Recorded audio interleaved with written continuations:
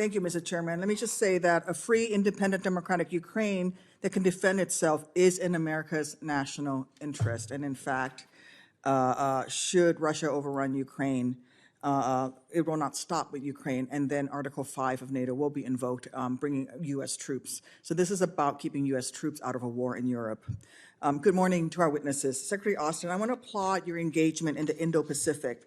Your 9 official visits to the region underscores the United States' deep commitment to our allies and partners, and it is so important that the Department of Defense continues to make the region a priority for investments, including in Guam, Hawaii, and addressing contested logistics in the region. Next month, I am leading a CODEL with my colleague, Senator Sullivan, to the Shangri-La Dialogues, where we will engage with our partners on a range of national security issues. Secretary Austin, I have long been an advocate for strengthening our mill-to-mill partnerships in Southeast Asia. What investments do you plan to make in the fiscal year 25 DoD budget to implement the U.S.-ASEAN Comprehensive Strategic Partnership, and how can Congress help you in that effort?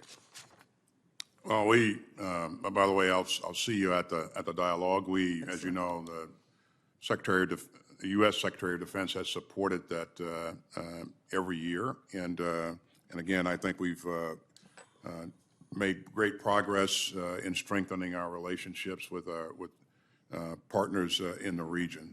In terms of ASEAN, we have continued to develop our relationships with ASEAN members. Every year, we attend the Defense Ministerial meeting, Members Plus, and so I think we've gained a lot of ground in reassuring partners in the region. We also recognize the primacy of ASEAN, and again, I think relationships are as strong as they've ever been, based upon the continued efforts of not only the department but leaders like yourself who continue to go out to the Indo-Pacific. And I suspect you have more than my 9 visits to the Indo-Pacific since you've been in office. But so thank you for everything that you're doing. Thank you, Mr. Secretary. I've discussed the need to improve DoD's medical readiness in the Indo-Pacific with every service chief and combatant commander who comes before this committee. It is our collective responsibility to ensure that the DoD has adequate military treatment facilities for service members and their families during peacetime and in the event of a conflict. I would like to discuss an NDAA proposal for FY25 that is a priority for me. The golden hour for saving lives will be rarely achievable due to the great distances within the Indo-Pacific should there be conflict in the region. So I would like the DoD to establish a medical readiness program in the Indo-Pacific to address current gaps in DoD's medical capacity, allowing DoD to access accredited foreign medical facilities for patient care while also creating a medical readiness strategy within the region. DoD already does a version of this in the Republic of Korea, and we need to expand this concept across the region where appropriate. And in fact, the DoD helped to set up, among others, the Aju Trauma Center, which is designed and to be exactly like the San Diego Trauma Center. And the doctor there, Dr. Lee Kuk-jong, was trained by U.S. surgeons.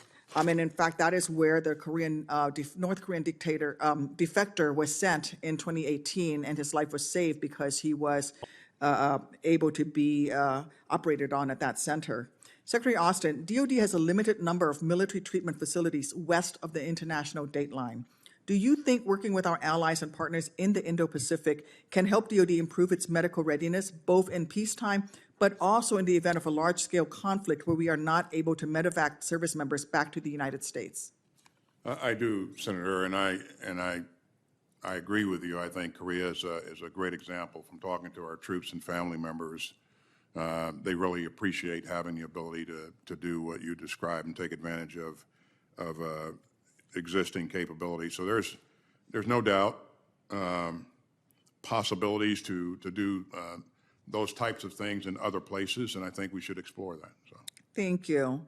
Secretary Austin, Undersecretary McCord, and General Brown, can you work with my staff and me to refine this proposal with a goal of potentially establishing this medical readiness program in the FY25 NDAA? We will, Senator. Thank you. I yield back, Mr. Chairman.